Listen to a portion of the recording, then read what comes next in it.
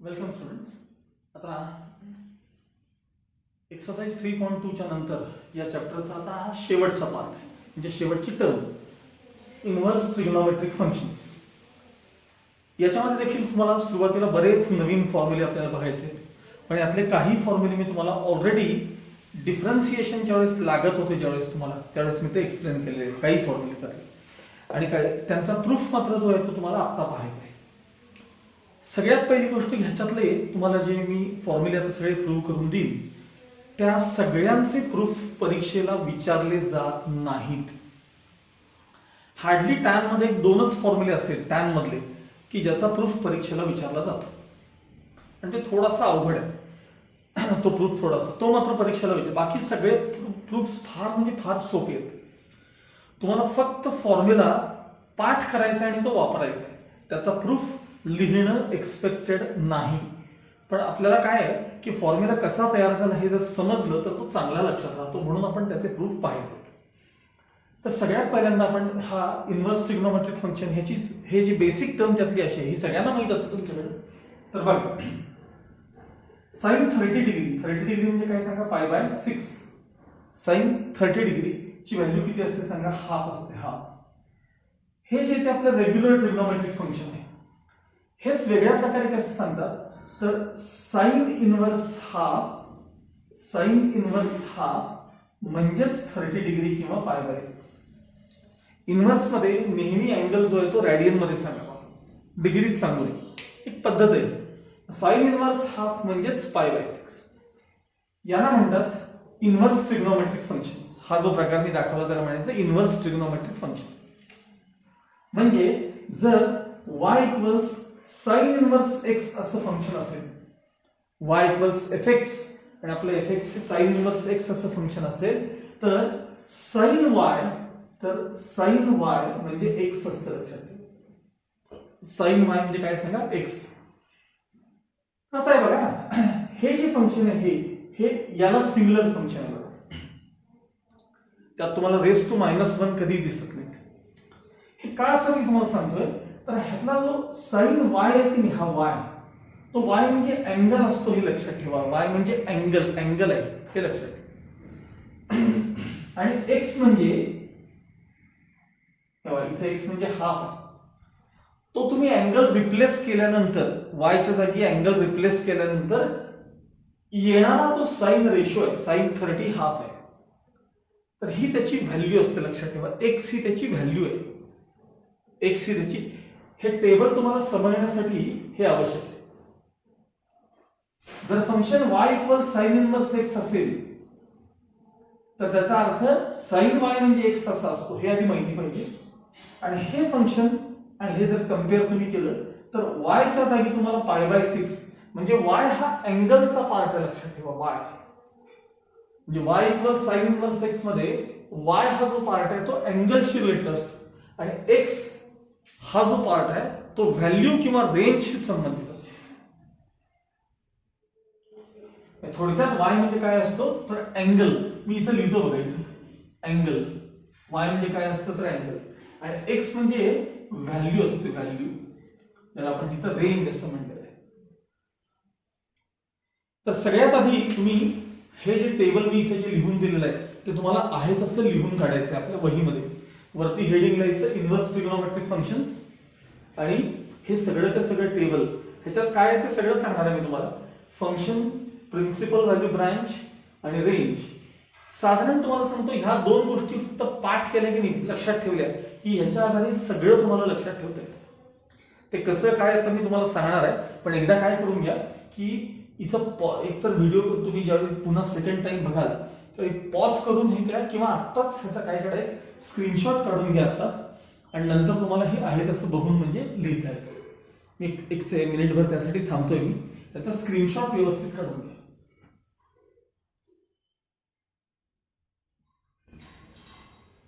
Okay, आता आपण हे काय काय बघूया.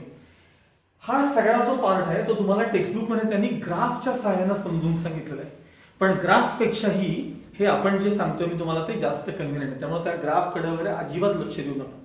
म्हणजे त्या व्हॅल्यूज कशा कुठे रिपीट तुम्हाला कळेल सुद्धा तो ग्राफ, काही अडचण नाही. त्या व्हॅल्यूज पुन्हा पुन्हा कुठे रिपीट होतात, काय रिपीट होतात वगैरे.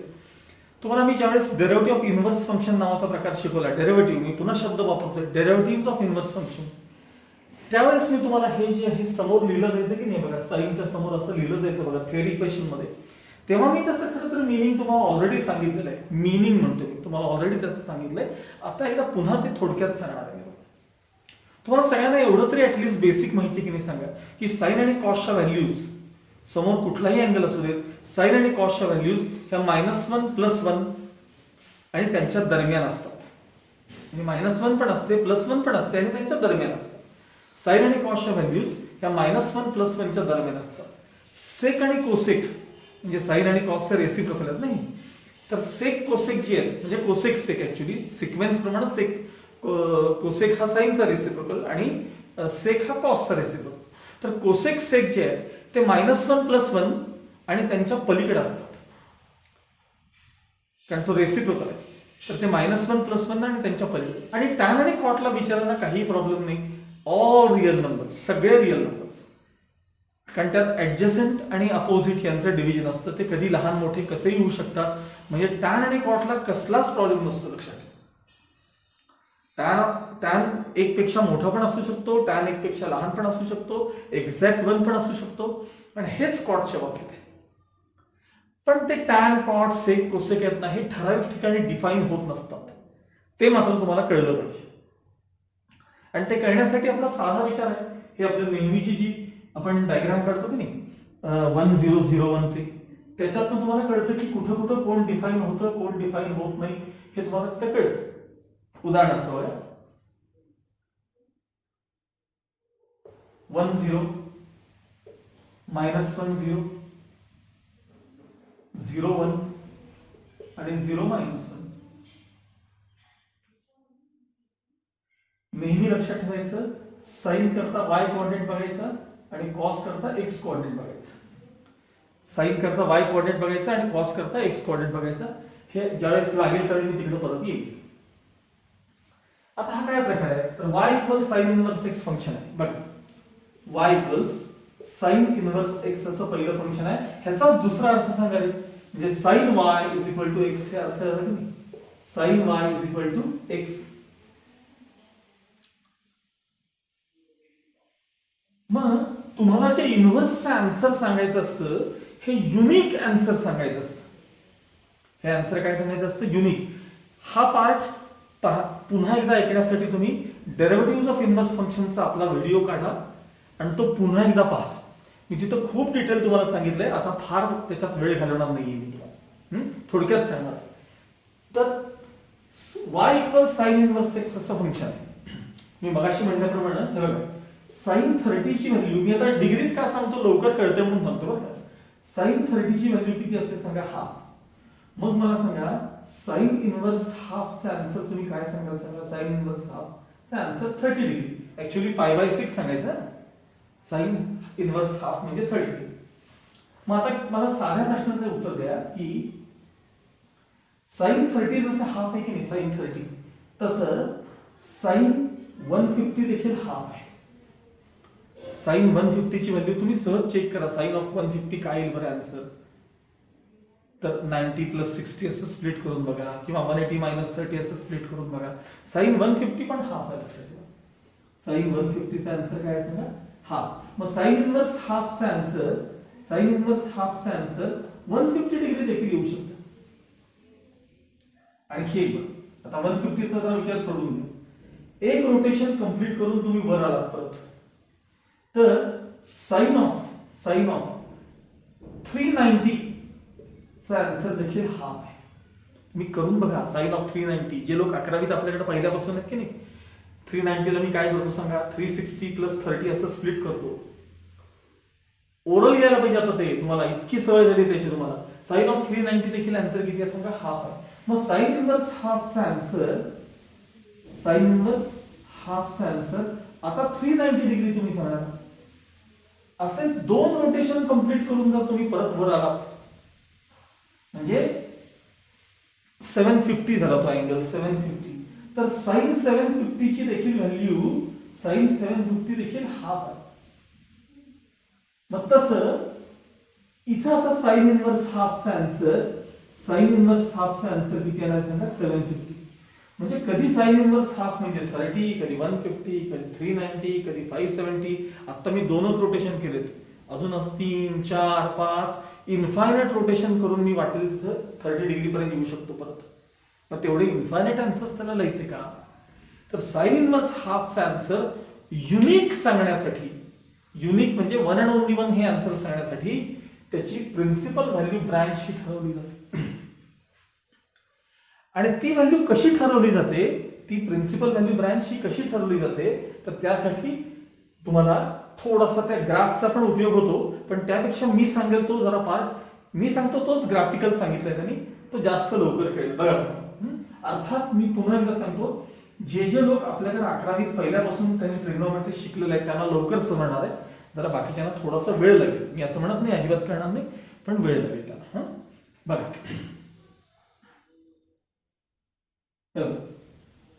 हा झाला तुमचा फर्स्ट क्वाड्रंट, ज्याला आपण 0 to π/2 म्हणतो, आणि हा झाला फोर्थ क्वाड्रंट, पण हा 0 to -π/2, कारण आपण असं पाहतोय म्हणून 0 to -π/2. ऍक्च्युअली 3π/2 to 0 असा त्याचा अर्थ आहे खरं तर 2π. पण असं जर आपण क्लॉकवाईज बघितलं तर तो 0 to -90 येते, 0 to 90 आणि 0 to -90. मी आत्ताच तुम्हाला सांगितल्याप्रमाणे साइन 30 ची व्हॅल्यू तुम्हाला पहिल्यांदा जी हाफ बघायला मिळते या क्वाड्रंट मध्ये, साइन 30 ची व्हॅल्यू हाफ आहे, ती तुम्हाला हीच व्हॅल्यू या बाजूला लगेच रिपीट झालेली दिसते, तो म्हणजे साइन 150 ला. हा जर अँगल 150 असेल की नाही, तर साइन 150 ची व्हॅल्यू कॅल्क्युलेट करून बघा. साइन 150 देखील हाफ आहे. म्हणजे थोडक्यात सोप्या भाषेत सांगायचं तर ज्या व्हॅल्यूज तुम्हाला या फर्स्ट क्वाड्रंट मध्ये बघायला मिळतात साइनच्या, या व्हॅल्यूज सगळ्या इकडे रिपीट होतात. या एका मात्र समजून घ्या, म्हणजे 0 to 90 मध्ये तुम्हाला जी फर्स्ट टाइम व्हॅल्यू बघायला मिळते ही आहे तशी इकडे रिपीट होते, ही व्हॅल्यू इकडे आहे तशी रिपीट होते. आता तसं इकडे बघा, साइन ऑफ -30 हा अँगल बघा, -θ येतो -30, आणि हा इनिशियल आर्म आणि मी क्लॉकवाईज रोटेट केलं. तर साइन ऑफ -30 चा आन्सर काय सांगा, साइन ऑफ -30 तर ते -½ आहे. साइन ऑफ -30 किती आहे सांगा, -½ म्हणजे 0 to -90 मध्ये जी व्हॅल्यू मिळते ती तुम्हाला इथं पुन्हा कुठे बघायला मिळते बघा, साइन ऑफ 210 ची व्हॅल्यू कळा. साइन ऑफ 210 हा अँगल थर्ड क्वाड्रंट मध्ये येतो ना. 210 180 + 30 180 + 30 साइन रिमेन साइन. विचार करा साइन 210 ची व्हॅल्यू काय येणार आहे, मी वाटलं तर करून दाखवतो बघा. साइन ऑफ 180 + 30 हा कसलं मल्टिपल आहे, इवन, म्हणजे sine remain sine. Quadrant third आहे म्हणून येणारा आन्सर निगेटिव्ह, -½ आन्सर आला. म्हणजे इथं जे आन्सर तुम्हाला मिळालं ते या बाजूला पुन्हा रिपीट झालं बघा या साईड. म्हणजे ज्या व्हॅल्यूज तुम्हाला साइनच्या इकडे पाहायला मिळतात, या इकडे या सगळ्या त्या या बाजूला रिपीट होतात. म्हणजे फर्स्ट टाइम फक्त तुम्हाला एक तर 0 to π/2 आणि 0 to -π/2 यांच्या दरम्यान ज्या व्हॅल्यूज तुम्हाला फर्स्ट टाइम पाहायला मिळतात त्याच व्हॅल्यूज या बाजूला रिपीट होतात. त्यामुळे इकडचे अँगल सांगायचे नाहीत, इकडचे अँगल सांगायचे. म्हणजे कुठून कुठपर्यंत सांगायचे, तर 0 to π/2 आणि 0 to -π/2. मग आता मला सांगा, हे जर मी नंबर लाईनवर घेतले बघा, नंबर लाईनवर 0 to -π/2 आणि 0 to +π/2 या दरम्यानचे आन्सर सांगायचे. म्हणजेच -π/2 पासून +π/2 पर्यंतचे आन्सर सांगायचे. हे बघा, y = sin inverse x principal value branch -π/2 to +π/2, -π/2 to +π/2. म्हणजे हे ज्याला कळतं की नाही, हे कुठं पहिल्यांदा व्हॅल्यू मिळते आणि ती कुठं रिपीट होते, तर त्यांना ही ब्रँच लगेच कळून जाते, प्रिन्सिपल व्हॅल्यू ब्रँच. आणि हे मी तुम्हाला डिफरन्सिएशन मध्ये हे पुन्हा एकदा मी समजावून सांगितलं होतं तुम्हाला. म्हणजे आधीच आत्ता सेकंड टाइम सांगतोय, यापूर्वी पण आपण हे पाहिलं. तर y = sin inverse x असं फंक्शन आहे. तर y म्हणजे अँगल. आता अँगल कुठला सांगायचा अँगल, तर हे बघा -π/2 to +π/2 च्या दरम्यानचा अँगल सांगायचा. आणि आता x ची व्हॅल्यू म्हणजे रेंज. बघा y equal sine inverse x function असेल तर साइन y म्हणजे काय झालं सांगा, साइन y म्हणजे x. म्हणजे y च्या जागी तुम्ही कुठलाही जरी अँगल लिहिला तुमच्या प्रिन्सिपल व्हॅल्यू ब्रँच मधला असू देत किंवा इव्हन नसू देत, कुठलाही अँगल लिहिला साइनच्या समोर, तर येणारा जे x चा आन्सर आहे हे कायम -1 +1 आणि त्यांच्या मध्ये येतं, लक्षात ठेवा. म्हणून x करता रेंज जी लिहिलेली आहे ती रेक्टँग्युलर ब्रॅकेट मध्ये -1 to +1. रेक्टँग्युलर ब्रॅकेटचा अर्थ त्यात -1 येणार, +1 येणार आणि त्यांच्या मधल्या सगळ्या व्हॅल्यूज येणार. तर हे साइन इनव्हर्स x करता असणारी प्रिन्सिपल व्हॅल्यू ब्रँच आणि त्याची ही रेंज आहे, लक्षात ठेवा. सेम हाच प्रकार कॉस करताय. कॉस करता तुम्हाला हे बघा 0 to π हे जे तुम्हाला 0 to π ह्या व्हॅल्यूज बघायला मिळतात त्या सगळ्या इकडच्या बाजूला रिपीट होतात. करून बघा, जसं आता मी करतोय ना तसं एकदा चेक करून बघा. साधा विचार करा, हे बघा cos 30 किती सांगा, cos 30 √3/2. cos ऑफ -30 किती सांगा, cos ऑफ -30. साधा विचार आहे, फोर्थ क्वाड्रंट आहे तर cos कायमच पॉझिटिव्ह असतो. cos ऑफ -30 जरी म्हणलं तरी ते +30 येणार की नाही सांगा, cos ऑफ +30 √3/2. म्हणजे इकडच्या व्हॅल्यूज इथं पाहायला मिळतात कॉस मध्ये आणि इकडच्या व्हॅल्यूज इथं पाहायला मिळतात तुम्हाला. म्हणून कॉस करता 0 to π ही प्रिन्सिपल व्हॅल्यू ब्रँच आहे. ह्या ब्रँचेस लक्षात ठेवायचे असतात किंवा पाठ करायचे असतात. कॉस करता प्रिन्सिपल व्हॅल्यू ब्रँच आहे 0 to π आणि कॉसचं ही आन्सर हे नेहमी -1 to +1 च्या दरम्यान येतं. हे दोन फक्त पाठ करा, बाकीच्या लगेच तुम्हाला त्याच्याशी रिलेटेड असतात. बरं, आता टॅनच्या बाबतीत लक्षात ठेवा, न्यूमरेटर मध्ये कोण आहे ते मॅटर करतं. न्यूमरेटर त्याच्यानुसार सगळं ठरतं. मग टॅन मध्ये न्यूमरेटर मध्ये साइन असतो ना, साइन. मग साइन करता काय आहे -π/2 to +π/2. मग टॅन करता तेच -π/2 to +π/2. पण हे बघा इथं tan π/2 डिफाइन होत नाही, tan ऑफ -π/2 देखील डिफाइन होत नाही. कारण tan म्हणजे sin अपॉन cos असतं, sin upon cos. y upon x, y upon x, 1/0 not defined. म्हणून इथं फक्त हे जे ब्रॅकेट आहे हे राऊंड ब्रॅकेट वापरलंय कारण tan π/2 आणि tan -π/2 डिफाइन होत नाही किंवा इन्फिनिटी असते. म्हणून फक्त याच्यातला बदल बघा, यातला बदल राऊंड ब्रॅकेट मध्ये -π/2 to +π/2, राऊंड ब्रॅकेट मध्ये -π/2. पण tan ला मात्र येणारा आन्सर एनी रियल नंबर, त्यामुळे रेंजला काही अडचण नाही. आता कॉटच्या बाबतीत कॉटची डेफिनेशन कशी असते रे, कॉस अपॉन साइन असते. न्यूमरेटर मध्ये कॉस आहे, न्यूमरेटर मध्ये काय कॉस. मला सांगा कॉस करता काय आहे बघा, हे दोन पाठच करायचे. मग कॉस करता काय सांगा, कॉस तर 0 to π रेक्टँग्युलर ब्रॅकेट मध्ये, तेच 0 to π इथं लिहायचं राऊंड ब्रॅकेट मध्ये. याचं कारण कॉट 0 डिफाइन होत नाही. करून बघा, कॉट पाय डिफाइन होत नाही. बघायचं तुम्हाला कॉट पाय इकडे कॉट पाय. Cos upon sine, cos upon sine, cos म्हणजे x, साइन म्हणजे y. 1 -1/0 not defined. त्यामुळे हे राऊंड ब्रॅकेट का वापरले कळलं तर ते इन्क्लूड करायचं 0 आणि π, ते सोडून बाकी सगळे बदल. एनी रियल नंबर व्हॅल्यू त्याचे येणारा आन्सर कुठलाही रियल नंबर. सेक इनव्हर्स x. आता सेक इनव्हर्स x, सेक म्हणजे कॉस रिलेटेड आहे. मग कॉस करता काय आहे बघा, कॉस करता 0 to π. सेम इथं पण 0 to π,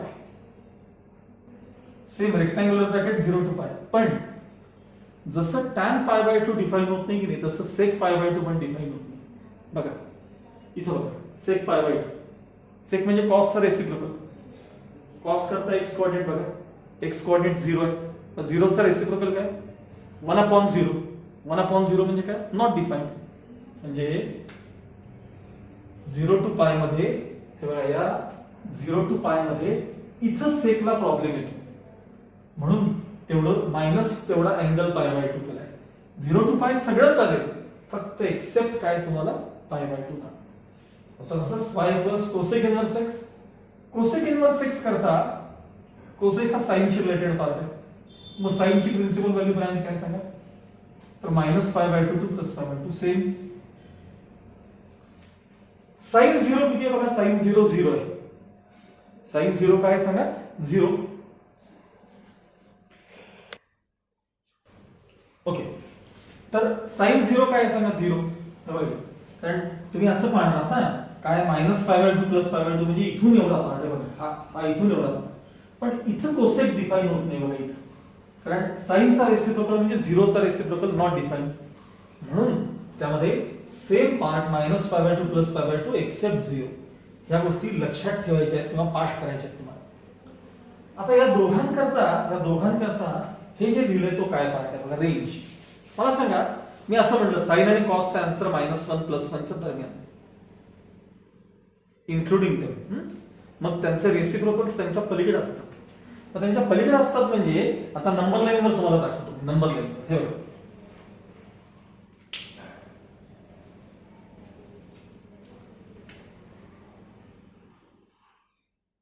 इथं 0, इकडं -1, इकडं +1. तुमचा साइन आणि कॉसचा जो पार्ट आहे ना तो याच्या दरम्यान, हे बघा हे एवढं.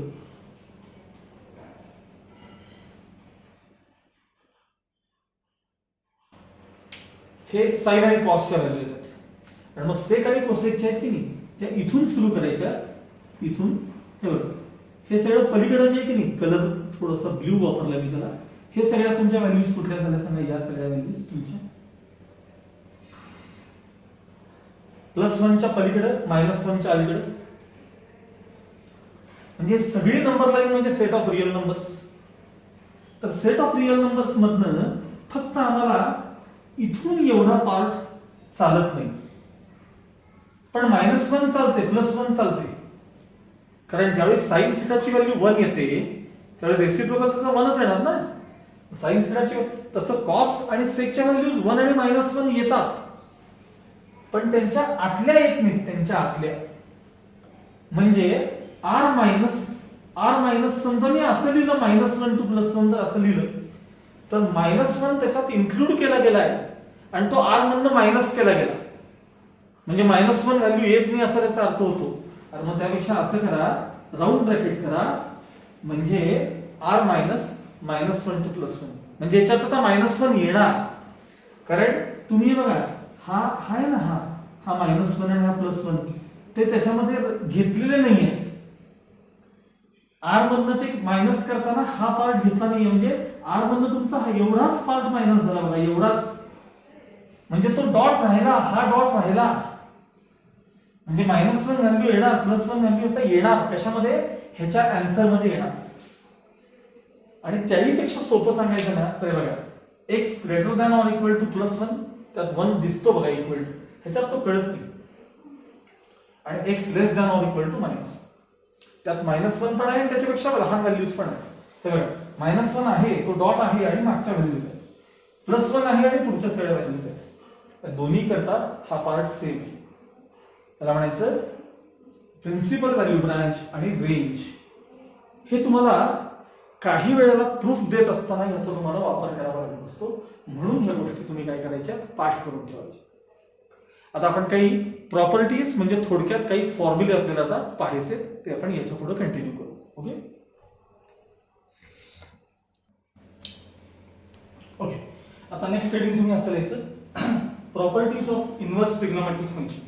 म्हणजे याच्यात आपल्याला काही फॉर्म्युले बघायचे. पहिला प्रॉपर्टी 1 हा रेसिप्रोकलशी रिलेटेड ही टर्म्स आहेत, रेसिप्रोकलशी रिलेटेड. साइन इनवर्स 1/x म्हणजे cosec inverse x, cos inverse 1/x म्हणजे sec inverse x, tan inverse 1/x equals cot inverse x. आता हे पुढे खरं तर कंटिन्यू करता येतात 6 पर्यंत. आता इथं cot inverse 1/x equals tan inverse x असं वापरता येतं. पण मला सांगा काय करण्याची गरज आहे का? आता सांगा साइन इनवर्स 1/x म्हणजे कोसेक इनवर्स x असेल तर कोसेक इनवर्स x म्हणजे साइन इनवर्स 1/x असतंच की नाही. म्हणजे याचा जर हा रेसिप्रोकल x असेल तर या x चा पण हा रेसिप्रोकल आहे ना शेवटी. त्यामुळे ते काही पुन्हा लिहायची काय आवश्यकता नसते, 6 वेगळे लिहायची गरज नाही. आणि अर्थात एक फॉर्म्युला तुम्हाला समजला की सगळे एक सारखे आहेत त्याच्यातले, म्हणजे ह्यातलेच एक सारखे. तर आता आपण ह्याचा प्रूफ द्यायचा आहे. तर हा जो पार्ट आहे हा हा कशाशी रिलेटेड आहे तुम्हाला सांगतो. म्हणजे फक्त ए इक्वल्स बी ला बी इक्वल्स ए लिहिणं असा प्रकार आहे ना, त्याशी संबंधित आहे. म्हणजे मगाशी मी तुम्हाला सांगितलं की y equals sine inverse x असेल तर तुम्हाला साइन y म्हणजे x लिहिता आलं पाहिजे. आता साइन y म्हणजे x असेल तर साइन इनवर्स x म्हणजे y हे पण लिहिता आलं पाहिजे. म्हणजे हे फक्त असं इकडचं तिकडचं एवढं करता आलं की तुम्हाला ह्याचा प्रूफ तुम्हाला देता येतो. ठीक आहे. आता यातला पहिल्या टर्म्स आपण प्रूफ बघूया. कुणाचाही एकाचा दिला तरी चालतो बरं का. बरं RHS ने ह्याच्यात सुरुवात करायची. बरं लेट कोसेक इनवर्स x ला आपण y म्हणूया. या टर्मला तात्पुरतं y म्हणूया. Cosec inverse x is equal to y. मग आता मला सांगा कोसेक इनवर्स x म्हणजे y असेल तर नुसता x म्हणजे काय असेल, अर्थात cosec y. Therefore x is equal to काय असेल सांगा, कोसेक y. दोन्ही बाजूचे रेसिप्रोकल घेऊया. Therefore 1/x is equal to cosec y चा रेसिप्रोकल काय सांगा, sin y. तुम्ही म्हटलं तर 1 कोसेक y ला पहिल्यांदा आणि शेवटी 1 कोसेक y म्हणजे sin y चा. मग काय झालं का 1/x म्हणजेच काय झाले sin y. दोन्ही बाजूचे रेसिप्रोकल घेतले. ही स्टेप समजली का. आता पुन्हा इनव्हर्स मध्ये कन्वर्ट करा. sin y म्हणजे 1/x असेल तर sin इनव्हर्स 1/x म्हणजे y असेल. देयरफॉर sin इनव्हर्स 1/x म्हणजे y असेल y. आणि y म्हणजे काय आहे ते इथे बघा ना, y म्हणजे कोसेक इनव्हर्स x आहे. Therefore sin inverse 1/x is equal to y. y ला रिप्लेस करा कोसेक इनव्हर्स x. तर पहिला formula prove. sin inverse 1/x म्हणजे कोसेक इनव्हर्स x. खाली लिहायचं सिमिलरली अदर टू फॉर्म्युले can be proved. Similarly we can prove that म्हणून म्हटलं तर we can prove that. Similarly we can prove that हे राहिले दोन घेऊन टाकायचे. cos इनव्हर्स 1/x म्हणजेच sec इनव्हर्स x आणि tan इनव्हर्स 1/x म्हणजेच cot इनव्हर्स x. बस मी म्हणून म्हणलं हे परीक्षेला तुम्हाला कधीही प्रूफ विचारले जात नाही, पण प्रॉब्लेम सोडवताना तुम्हाला आठवतंय का बघा, डेरिव्हेटिव्हचे प्रॉब्लेम असताना बऱ्याचदा असं म्हणायचं बघा की प्रॉब्लेम कॉट इनव्हर्स आहे ना त्याला टॅन इनव्हर्स मध्ये कन्वर्ट करा. नुसतं उलटं रेसिप्रोकल घ्यायचं बघा. मी हेच आहे ते, बस बाकी काही नाही. तर हे वापरायचं मी बघा. प्रॉब्लेम कॉट इनव्हर्स x मध्ये असेल तर त्याला टॅन मध्ये कन्वर्ट करा. म्हणजे त्या x चा रेसिप्रोकल घ्या आणि मग पुढे नेहमी सारखं. समजा कधी प्रॉब्लेम सेक इनव्हर्स मध्ये असेल तर त्याला कॉस इनव्हर्स मध्ये कन्वर्ट करा. तर हे झाले रेसिप्रोकल मधले रिलेशन. एकूण 6 आहेत. Sine inverse 1/x, cos inverse 1/x, tan inverse, तसंच कॉट इनव्हर्स, तसंच कोसेक इनव्हर्स आणि सेक इनव्हर्स. पण ते वापरायची गरज नाही. हेच या बाजूला तुम्हाला पाहायला मिळतं. ओके, ही झाली प्रॉपर्टी 1. ओके, नाव property 2. Second property prove that ह्या 3 फॉर्म्युले हे निगेटिव्ह अँगल करता इनव्हर्स ट्रिग्नोमेट्रिक फंक्शन्स कसे असतात हे फॉर्म्युले. साइन इनव्हर्स -x म्हणजे मायनस साइन इनव्हर्स x ह्याचाच रेसिप्रोकल. कोसेक इनव्हर्स -x म्हणजेच minus cosec inverse x. Tan inverse -x, tan मध्ये न्यूमरेटर मध्ये कोण असतो, या इनव्हर्स ट्रिग्नोमेट्री मध्ये न्यूमरेटर फार मॅटर करतो. न्यूमरेटर मध्ये कोण असतो, साइन. मग जसं साइनचे फॉर्म्युले तसंच ह्या टॅनला अप्लाय होतो. मग टॅन इनव्हर्स -θ म्हणजे मायनस टॅन इनव्हर्स θ. या तिघांचा प्रूफ आपण सेपरेट करू. आणि मग हे आता राहिलेले आहेत की नाही, कॉस इनव्हर्स, त्याच्याशी रिलेटेड सेक इनव्हर्स आणि मग कॉट इनव्हर्स. कॉट मध्ये न्यूमरेटर मध्ये कोण असतो, कॉस. ते 3 एका प्रकारचे आहेत. हे 3 एका टाईपचे आहेत आणि पुढचे 3 आहेत ते एका टाईपचे आहेत. बघा पहिल्याचा प्रूफ घेऊ आपण. कुठलाही एक बघायचं.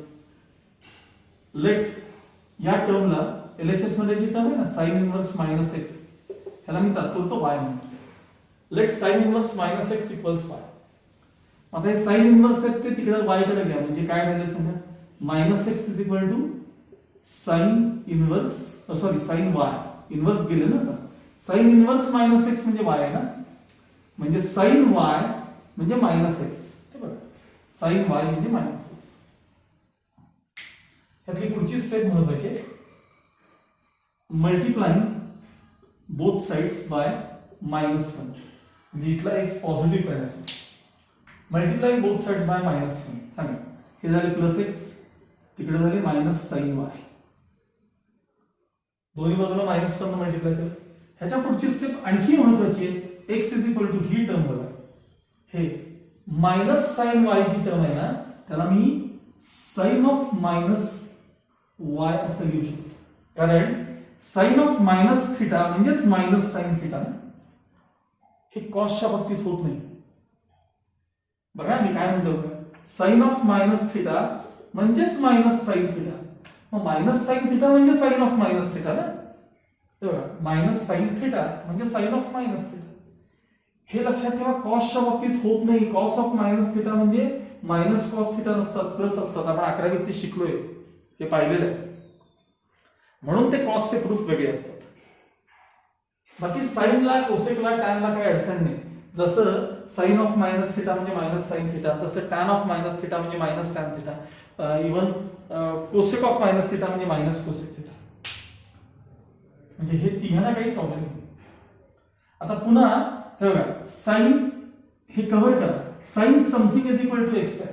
आता या साइनला इकडे आणा, म्हणजे काय झालं सांगा, इन्व्हर्स मध्ये आणा. Therefore sine inverse x is equal to काय झालं सांगा, -y. Therefore sine inverse x is equal to काय झालं सांगा, -y. आता सॉरी साइड चेंज करायची नाही. हा -y ला LHS मध्ये आणा आणि sin इन्व्हर्स x ला पलीकडे घ्या. इथं लिहितो वाटतं. -y ला LHS मध्ये आणा म्हणजे +y येते आणि हे तिकडे घ्या म्हणजे -sin इन्व्हर्स x झाले. आणि आता y काय होता तो रिप्लेस करून टाका. इथं बघू नये बघा, लेट लिहिले बघा. y म्हणजे काय होतं सांगा, तर sin inverse -x. y replace केला इज इक्वल टू काय आलं सांगा, -sin इन्व्हर्स x. झालं का बघा प्रूव्ह. sin इन्व्हर्स -x म्हणजेच -sin इन्व्हर्स x. खाली म्हणायचं सिमिलरली उरलेले दोन घेऊन टाकायचे. तुमचं तुम्ही काय करा, कोसेक इन्व्हर्स x म्हणजे -कोसेक इन्व्हर्स x आणि tan इन्व्हर्स -x म्हणजेच -tan इन्व्हर्स x. हे खाली हे दोन फॉर्म्युले लिहून टाकायचे. ठीक आहे. हा झाला -1. But now property 3, prove that cos inverse -x म्हणजे π - cos inverse x, sec inverse -x म्हणजे π - sec inverse x, cot inverse -x म्हणजे π - cot इन्व्हर्स x. हे सगळे कॉसशी रिलेटेड सगळा पार्ट आहे, कॉसशी संबंधित. मी मगाशीच त्याचं कारण सांगितलं होतं की जसं आपण sin ऑफ -θ ह्याला आपण -sin θ लिहितो, तसं cos ऑफ -θ ला -cos θ लिहिता येत नाही. ते +cos θ असतं. मग तो पार्ट इथं कुठे येतो आपण बघू. हा पहिला प्रूफ बघा.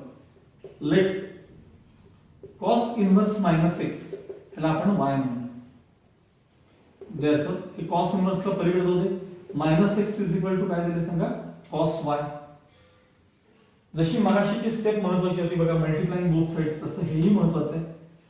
Multiplying both sides by -1.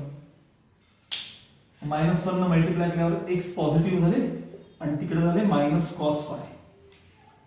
मगाशी इथं -sin y आलं होतं की नाही, त्याला मी sin ऑफ -y लिहिलं होतं. -sin θ ला sin ऑफ -θ लिहिलं होतं, पण तसं कॉसच्या बाबतीत होत नाही. म्हणजे मी आता हे लिहितो ते चुकीचं आहे बरं का. x is equal to cos of -y असं लिहू शकत नाही. बघा बरं, cos ऑफ -y चा आन्सर +cos y येणार का -cos y येणार, +cos y. म्हणजे ही स्टेप चालत नाही आपल्याला. मग करायचं काय, नाही स्टेप नीट लक्षात घ्या. x is equal to -cos θ शी टर्म दिसते ना, मग याला लिहा cos ऑफ π - θ लिहा.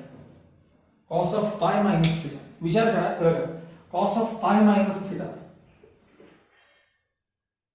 सांगा कसलं मल्टिपल आहे, 90 चं सेकंड मल्टिपल आहे. cos रिमेन्स cos, समोरचा θ.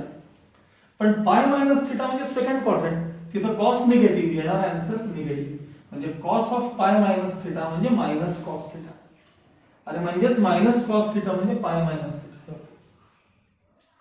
मायनस कॉस पाय म्हणजे कॉस ऑफ पाय मायनस वाय. आता याला इन्व्हर्स मध्ये कन्वर्ट करा. त्या कॉसला इकडे आणा. Therefore cos inverse x, cos inverse x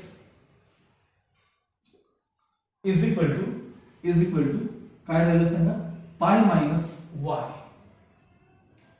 पाय minus y. Cos inverse x is equal to pi minus y. आता वाय ला घ्या LHS मध्ये आणि कॉस इन्व्हर्स एक्स ला घ्या RHS मध्ये, म्हणजे y equals pi minus cos inverse x, y equals pi minus cos inverse x. आता y रिप्लेस करा. चला y म्हणजे कोण होतं वरती बघा, y म्हणजे cos inverse minus x, cos inverse minus x is equal to pi minus cos inverse x. झालं का बघा पहिलं proof. Cos inverse minus x म्हणजेच काय, pi minus cos inverse x. Cos inverse minus x equals pi minus cos inverse x. Similarly म्हणायचं आणि other two can be prove, हे त्याच्या खाली तुम्ही कंटिन्यू करू शकता. ओके.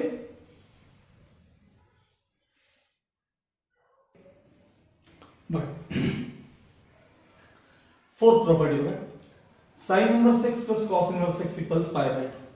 हे एकमेकांचे कॉम्प्लिमेंटरी अँगल्स असतात ना, साइन आणि कॉस. कॉम्प्लिमेंटरी मध्ये रिलेशन बघा आपण 9वी शिकलो ना, साइन ऑफ 90 मायनस थिटा म्हणजे cos theta, cos of 90 minus theta म्हणजे साइन थिटा.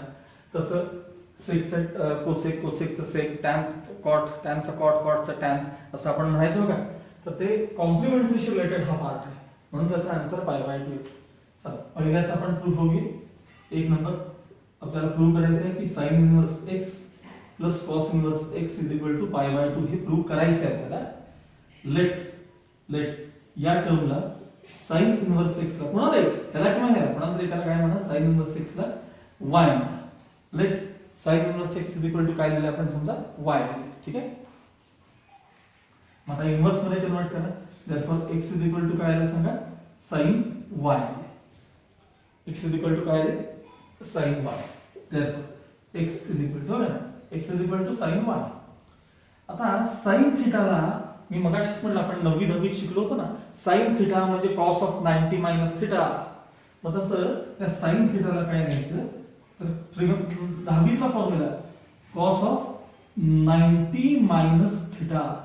फक्त आपण 10वीत 90 म्हणायचो, आता आपण पाय बाय 2 म्हणतो, एवढा फरक आहे. सो साइन थिटा म्हणजे कॉस ऑफ पाय बाय 2 मायनस थिटा. आता याला परत इन्व्हर्स मध्ये आणा, ते कॉस ला इकडे आणा, म्हणजे cos inverse x is equal to काय राहिलं सांगा, pi by 2 minus y. Minus y ला इथं आणून प्लस करून घ्या, म्हणजे वाय पॉझिटिव्ह झाले. प्लस ऑलरेडी कोण आहे तिथं आपल्याकडे, cos inverse x is equal to शिल्लक कोण राहिलं, पाय बाय 2. आता वाय रिप्लेस करा. वाय काय होतं बघा इथं आपल्याकडे, साइन इन्व्हर्स एक्स म्हणजे sine inverse x plus cos inverse x is equal to काय प्रूव्ह झालं सांगा, पाय बाय 2. हे प्रूव्ह झालं, म्हणजे पहिला फॉर्म्युला प्रूव्ह झाला. खाली लिहायचं similarly we can prove that म्हणायचं, आणि हे राहिलेले दोन लिहून टाकायचे. tan inverse x plus cot inverse x equals pi by 2 आणि मग sec inverse x plus cosec inverse x equals pi by 2. हे खाली लिहायचं. लक्षात आलं. इथपर्यंतच्या प्रॉपर्टीज मी तुम्हाला आता प्रूव्ह करून टाकल्यात. ह्यातली कुठलीही प्रॉपर्टी तुम्हाला एक्झामला येणार नाही. आता यानंतर जे मी टॅन इन्व्हर्स मध्ये जो पुढचा पार्ट आहे हा थोडासा अवघड पण आहे, तो आता मी नेक्स्ट पिरियड मध्ये घेणार आहे. त्यातला मात्र एखाद दुसरा प्रूफ तुम्हाला परीक्षेला विचारला जातो, तो आपण आता नेक्स्ट पिरियड मध्ये पाहूया. ओके.